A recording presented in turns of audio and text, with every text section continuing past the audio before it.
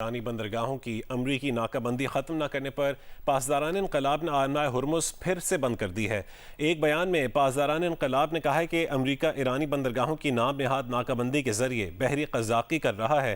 Hormuz کی strategic نگرانی اور انتظامی کنٹرول ایرانی افواج کے ہاتھ میں ہے۔ ایران سے جہازوں کی آزادانہ آمد و رفت پر امریکی پابندی کے خاتمے تک ہرمز سخت کنٹرول میں رہے گا۔ صدر ٹرمپ نے ایران کے آبنائے ہرمز کھولنے کے باوجود ناکہ بندی جاری رکھنے کا اعلان کیا تھا۔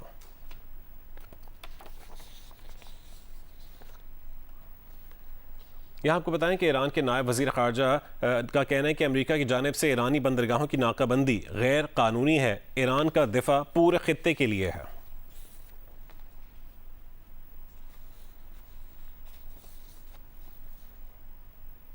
اور امریکی ٹی وی نے ایران امریکہ مذاکرات پیر کو پاکستان میں ہونے کا دعویٰ کیا ہے۔ صدر ٹرمپ نے کہا ہے کہ کل کوئی سرپرائز ہو سکتا ہے۔ ایران سے متعلق اچھی خبر ہے، کل ایک ذہین شخص وائٹ ہاؤس آ رہے ہیں جسے اپنے ملک اور ملک سے باہر کی بہت فکر ہے۔ آج شام غیر معمولی پریس کانفرنس بھی ہوگی۔ صحافیوں سے گفتگو میں امریکی صدر نے کہا ہے کہ معاہدے کی صورت میں ایران سے مل کر جوہری مواد امریکہ منتقل کیا جائے گا۔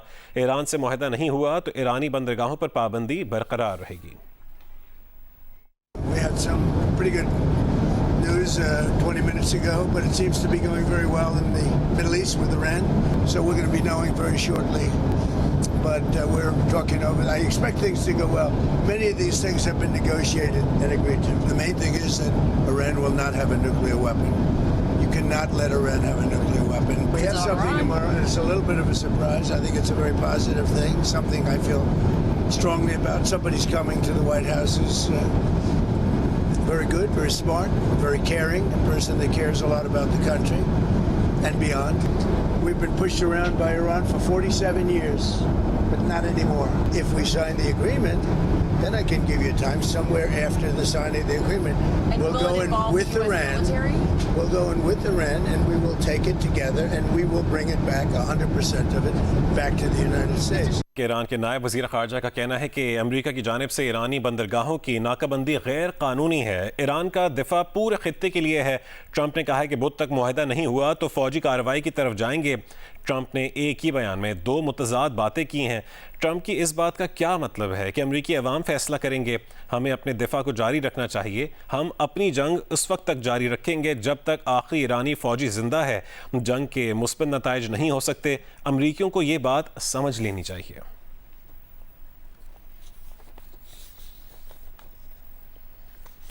ایمنسٹی انٹرنیشنل کی اسرائیل سے تجارتی معاہدے کے معطل کے لیے پوری یورپی قیادت پر دباؤ ڈالنے کی اپیل۔ کہا کہ 21 اپریل یورپی یونین اور اسرائیل تجارتی معاہدے کا فیصلہ کن لمحہ ہو سکتا ہے۔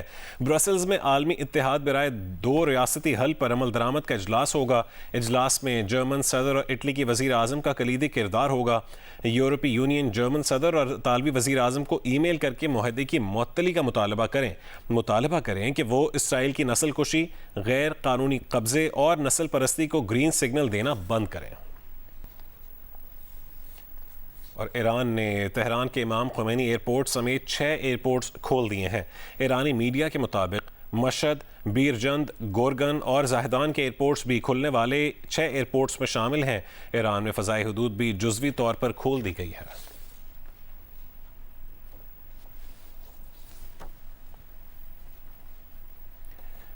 اور اسرائیلی وزیر اعظم نیتن یاہو کی حکومت مزید زمینوں پر قبضے کے بہانے کے طور پر سیکیورٹی کا استعمال کر رہی ہے۔ ترک وزیر خارجہ حاکان فیدان نے انطالیہ ڈپلومیسی فورم میں یہ بیان دیا۔ ترک وزیر خارجہ کا کہنا تھا کہ اپنی سیکیورٹی کے پیچھے نہیں بلکہ مزید زمین حاصل کرنے کے پیچھے پڑا ہے۔ اسرائیل نے بین الاقوامی سطح پر ایک وہم پیدا کیا ہے اور دعویٰ کیا ہے کہ اسرائیل اپنی سلامتی کے حق میں ہے، لیکن اب واضح ہو چکا ہے کہ خاص طور پر حالیہ سالوں میں کہ معاملہ اس سے بڑھ کر ہے۔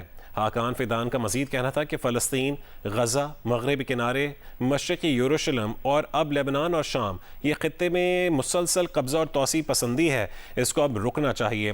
انہوں نے کہا کہ اسرائیل کو جاننا ہوگا کہ خطے میں امن سے رہنے کا واحد طریقہ یہ ہے کہ ممالک کو اپنی سلامتی، علاقائی سالمیت اور آزادی سے لطف اندوز ہونے دیا جائے۔ ان ممالک پر طاقت کا استعمال نہ کیا جائے۔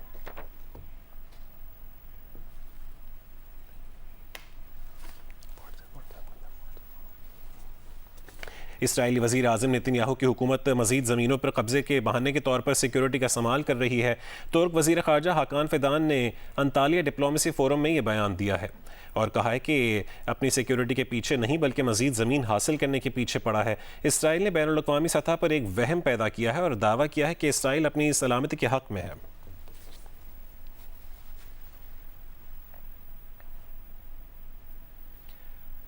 اور مصری وزیر خارجہ کا کہنا ہے کہ آنے والے دنوں میں ایران امریکہ امن معاہدے کی امید ہے۔ پاکستان، مصر، امریکہ، ایران حتمی معاہدے کے لیے بطور ثالث سخت کوششیں کر رہے ہیں۔ خطے سمیت پوری دنیا اس جنگ کے تسلسل سے متاثر ہو رہی ہے۔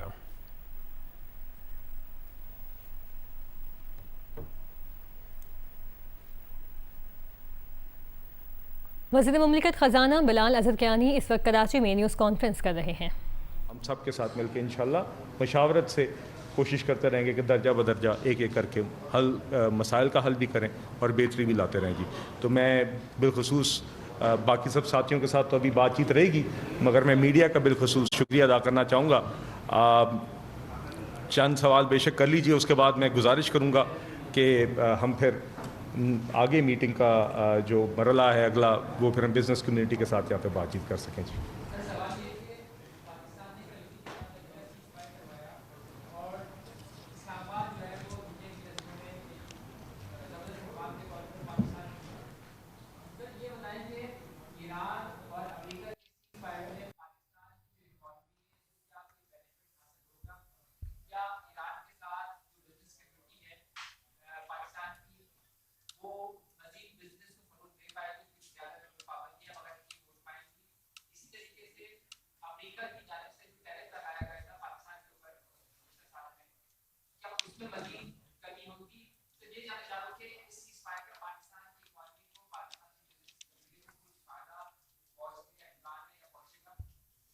دیکھیے، دو باتیں جی۔ ایک تو میں آپ سے بلا خوف تردید یا بلا جھجک میں آپ سے بلکہ یہ بات کہنا چاہوں گا کہ اس موضوع کے اوپر میں آپ سے بہت محدود اور بہت احتیاط سے بات کروں گا، کیونکہ یہ ایک لائیو سچویشن ہے اور ایک ایسی سچویشن ہے جس میں پاکستان کا ایک بڑا کلیدی اور سینٹرل کردار تھا بھی اور آج بھی ہے۔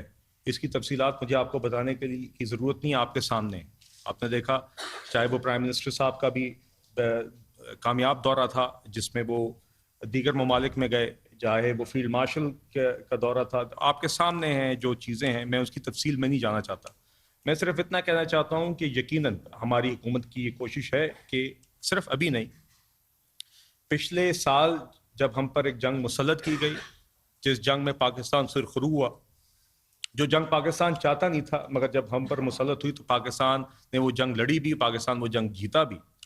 تو اس جنگ کے دوران، اس جنگ سے پہلے اور اس جنگ کے بعد جس طرح پاکستان نے سفارتی محاذ پر ابھی کامیابیاں حاصل کی، درجہ بدرجہ ایک ہی وقت میں اپنی ساری کی پارٹنرشپس کو، کی اسٹریٹجک الائنسز کو مزید مضبوط کیا۔ حکومت کی پورا اس چیز پر فوکس ہے کہ ہم انہی ڈپلومیٹک کامیابیوں کو معاشی بہتری کے لیے بھی جتنا تبدیل کر سکتے ہیں وہ کریں۔ جہاں تک سیز فائر کے ایفیکٹ کی بات ہے، میں صرف ابھی آپ کو اتنا کہوں گا، دیکھیے آگے دیگر طریقوں سے حکومت کی کوشش رہے گی کہ ہم یقیناً اپنی معیشت میں بہتری لا سکیں اور اس کو سبب بنا سکیں اپنی معیشت میں بہتری کا، چاہے وہ ہم جس ایکسپورٹس میں اضافے کی بات کرتے ہیں اس کو بنا سکیں۔ میں اس کی تفصیل میں اس لیے ابھی نہیں جانا چاہتا چونکہ یہ لائیو سچویشن ہے، مگر میں اتنا ضرور کہنا چاہتا ہوں کہ جو سیز فائر ہوا، اس سیز فائر کا تو یقیناً ہماری معیشت کو فائدہ پہنچا ہے۔ آپ صرف تیل کی ہی قیمتوں میں دیکھ لیجئے، آپ صرف جو گلوبل شپنگ لائنز یا ٹریڈ کے اوپر جو اس کے اثرات آئے ہیں، جس طریقے سے پوری دنیا کی معیشت میں، چاہے وہ سٹاک مارکیٹس ہوں، چاہے وہ اوور آل مارکیٹس ہوں، چاہے وہ ساری دنیا کے کاروبار ہوں، جو اوور آل ایک ایزنگ آئی ہے، اس سے صرف پاکستان کو ہی بہتری نہیں محسوس ہوئی، پاکستان کی معیشت کو۔ آپ صرف تیل اور پیٹرول اور ڈیزل کی قیمتوں میں یہ دیکھ لیجئے، دیگر اور حوالوں سے بھی میرے خیال سے پوری دنیا کی ہر معیشت نے سانس لیا اور اس کو بہتری محسوس ہوئی۔ اسی لیے آپ نے دیکھا کہ درجہ بدرجہ دیگر ممالک، ڈیولپڈ ہوں یا ڈیولپنگ، ان کے سربراہان نے وزیر اعظم شہباز شریف صاحب سے رابطہ کر کے ان کے کردار کو بھی سراہا اور ان کا شکریہ بھی ادا کیا، کیونکہ جیسے کہ میں نے آپ سے پہلے کہا، ایسی جنگ کا اثر ہر معیشت پہ دنیا کی ہوتا ہے، اور جب یہ سیز فائر ہوا تو وہ جو نیگیٹو اثر تھا اس میں کمی آئی اور اس میں تھوڑی آسانی سب کے لیے پیدا ہوئی. آگے بھی ہم سب کی یقیناً امید ہے کہ یہ اس جنگ کا کوئی مستقل حل ہو اور اس سے پھر پاکستان ہی نہیں پوری دنیا کی معیشت کے لیے آسانی پیدا ہوگی. ایک ایک کر کے کر لیں بھائی.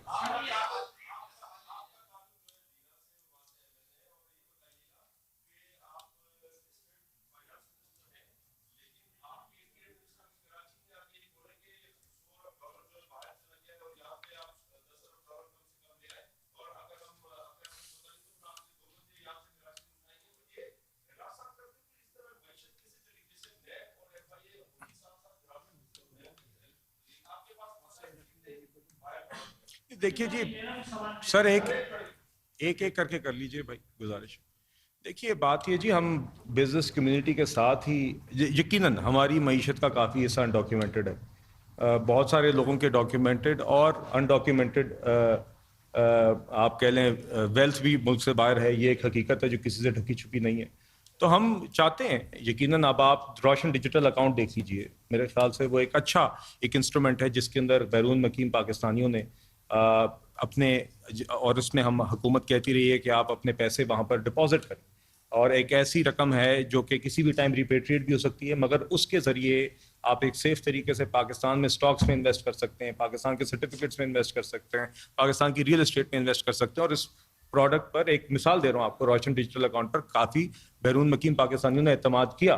میرے بلکہ گزشتہ روز ایک آپ کہہ لیں ٹاپ 50 ایکسپورٹرز ایوارڈ حاصل کرنے والی کمپنیز میں سے ایک کمپنی کے ساتھ, میں جان بوجھ کے نام نہیں لینا چاہ رہا کیونکہ انہوں نے مجھ سے یہ بات شیئر کی, انہوں نے مجھے خود بتایا کہ انہوں نے کل ان کی کمپنی نے روشن ڈیجیٹل اکاؤنٹ میں کمپنی اکاؤنٹ کھولا اور ان کی سبسیڈری نے باہر سے رقم جمع کرائی. یہ وہ رقم تھی جو ان کی سبسیڈری کی ڈاکیومنٹڈ ویلتھ باہر تھی, جو اب انہوں نے خود فیصلہ کیا as a business decision, as a treasury management decision کہ وہ رقم وہ پاکستان میں روشن ڈیجیٹل اکاؤنٹ میں لے کر آئیں. تو اس طرح کے دیگر طریقہ کار ہیں. ابھی بھی جب ہمارے پاس دیگر کاروباری حضرات آئے ہوئے تھے, ہم نے یہ اس چیز پہ مشکل بات چیت رہتی ہے کہ ہم کس طریقے سے ہم اپنے کاروباری حضرات کو گزارش کرتے ہیں, قائل کرتے ہیں, ان کے ساتھ بیٹھ کے ایسی میکنزم یا انسینٹیوز بناتے ہیں جس کے تحت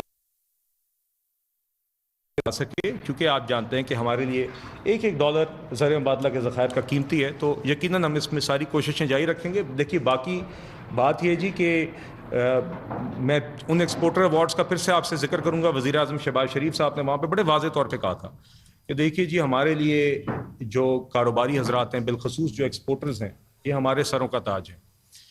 اور ہمارے لوگ جو ہمارے وہ شہری جو ٹیکس کمپلائنٹ ہیں, جو اس ملک کے لیے ایکسپورٹ بھی کما رہے ہیں, جو اس ملک میں ٹیکس بھی ادا کر رہے ہیں, جو اس ملک میں روزگار بھی دے رہے ہیں, وہ ہمارے لیے قابل عزت بھی ہے, قابل احترام بھی ہے. بلکہ اور اس طرح کے شہریوں کو اور کاروباروں کو سپورٹ کرنا ہماری ذمہ داری ہے. یہی ہمارا کام ہے, میری اس منصب پر یہی ذمہ داری ہے. مگر ساتھ ہی ساتھ یقیناً جو لوگ ٹیکس کے دائرے سے باہر ہیں یا وہ جو میں یہاں تک کہوں گا ٹیکس چوری کرتے ہیں, اور یہ بھی بدقسمتی سے ہمارے ملک کی حکیمت ہے, تو ان کے دائرہ تنگ کرنا بھی ہماری ذمہ داری میں شامل ہے. مگر ہم نے بالکل. وزیر مملکت برائے خزانہ بلال اظہر کیانی کراچی میں پریس کانفرنس کر رہے ہیں. لاہور میں غیر اعلانیہ لوڈ شیڈنگ تاحال جاری ہے. صرف گھریلو صارفین ہی بجلی اور گیس کی کمی سے پریشان نہیں بلکہ کاروباری حضرات بھی ذہنی کرب میں مبتلا ہیں. ہال روڈ پر موجود نمائندہ ام فروا مزید تفصیل بتا رہی ہیں. جی لاہور میں گیس اور اس کے ساتھ ساتھ بجلی کی لوڈ شیڈنگ جو ہے وہ غیر اعلانیہ طور پہ جاری ہے, اور جس کی وجہ سے نہ صرف گھریلو افراد پریشان ہیں بلکہ کاروباری لحاظ سے بھی پریشانی دیکھنے میں آ رہی ہے. 10 بجے کے آئے ہیں صبح, بجلی ہے نہیں ادھر, شام کو 8 بجے دکانیں بھی بند ہو جانی. نہ تو پانی ہے, حقیقت بات ہے, نہ ہی گیس آتی ہے, اور اس کے بعد بجلی آپ کے سامنے ہی ہے. کاروبار کیا کریں, لائٹ آئے گی تو کاروبار ہوگا, ٹھیک ہے نا. اوپر سے گھر میں بھی یہی صورتحال ہے, لائٹ یہاں پہ 1 گھنٹہ آ رہی ہے, گھنٹہ جا رہی ہے, کام کیا کرنا, باہر بیٹھے ہوئے ہیں سر کو. جی آپ نے کاروباری حضرات کی بات سنی, ان کا کہنا ہے کہ گھروں میں بھی یہی صورتحال ہے, نہ گیس ہے نہ بجلی ہے, اور اگر کاروبار کرنے کے لیے نکلتے ہیں تو تب نہیں معلوم ہے کہ کب بجلی آنی ہے اور کب بجلی نہیں جانا ہے. ڈیزل کی قیمت میں 32 روپے فی لیٹر کمی کے باوجود گجرانوالہ میں ٹرانسپورٹرز نے کرایے میں کمی نہیں کی. تفصیل بتائیں گے عثمان خلیل. اجی ڈیزل کی فی لیٹر قیمت میں 32 روپے کمی کے باوجود گجرانوالہ میں تاحال ٹرانسپورٹرز اور گڈ ٹرانسپورٹرز نے کرایوں میں किसी किस्म की कोई कमी नहीं की। इस वक्त मैं गुजरांवाला के जनरल बस स्टैंड पर मौजूद हूँ, जहाँ पर शहरी पुराने किरायों पर जो है दूसरे शहरों में सफ़र कर रहे हैं। जो छोटी गाड़ियाँ टोयोटा हाईएस में जो दीगर मज़दे हैं वो पेट्रोल और एलपीजी पे हैं, उनके किरायों में किसी किस्म की कोई कमी नहीं की गई। जो बड़ी बसेज हैं वो एसी हैं, उनके किरायों में भी किसी किस्म की कोई कमी नहीं की गई। जबकि गुड ट्रांसपोर्टर्स जो डीजल पे ट्रक वगैरह डीजल चलते हैं, उनके किरायों में भी ताहाल किसी किस्म की कोई कमी नहीं की गई। जबकि ज़िली इंतज़ामिया का इस बारे में कहना है कि ट्रांसपोर्टर्स ने 10% किरायों में कमी की है और जो ज़ायद कीमत पर जो किराए वसूल कर रहे हैं उनके खिलाफ कार्रवाइयाँ की जा रही है। जबकि इंटरसिटी ज़िली इंतज़ामिया के मुताबिक 50 बसें चलाई जा रही हैं जो बिल्कुल फ्री हैं और मुसाफिरों से किसी किस्म का कोई किराया वसूल नहीं किया जा रहा। जी। डीजल की कीमतों में 32 रुपये फी लीटर कमी के बावजूद मुल्तान में ट्रांसपोर्टर्स ने किरायों में कमी नहीं की है। मजीद तफसीलात बता रहे हैं जोरत नदीम। जी, डीजल की कीमत में 32 रुपये फी लीटर कमी के बावजूद मुल्तान में जो ट्रांसपोर्टर्स की जानिब से किराए हैं वो कम नहीं किए जा सके हैं, जिसकी वजह जो मुल्तान से जनूबी पंजाब जाने वाले जो रूट्स थे, जो छोटे छोटे यहाँ पे अड्डे बने हुए हैं, वो वीराने का समा जो यहाँ पे नज़र आता है। रेट जो है इससे पहले भी जब 130 रुपये से ज़ायद की जब कमी हुई थी डीज़ल के अंदर, तब भी जो है मुल्तान में जो ट्रांसपोर्ट अथॉरिटी है रेट्स पर काबू पाने में नाकाम रही थी। इस दफ़ा भी जो है वो बिल्कुल भी हमें कोई कमी जो है वो नज़र नहीं आई है। यहाँ पे जो ख़ास तौर पे जनूबी पंजाब भर से आने वाले मुल्तान के लिए जो स्टूडेंट्स हैं, जो लोग काम करने के लिए मुल्तान आते हैं, उनके लिए काफ़ी ज़्यादा मुश्किलात उनको सामना करना पड़ रहा है। गवादर के इलाके पस्ती में ज़लज़ले के झटके महसूस किए गए। ज़लज़ला पैमा मरकज़ के मुताबिक ज़लज़ले की शिद्दत 4.5 और गहराई 13 किलोमीटर रिकॉर्ड की गई है। ज़लज़ले का मरकज़ पस्ती से 48 किलोमीटर जनूब मगरिब में था।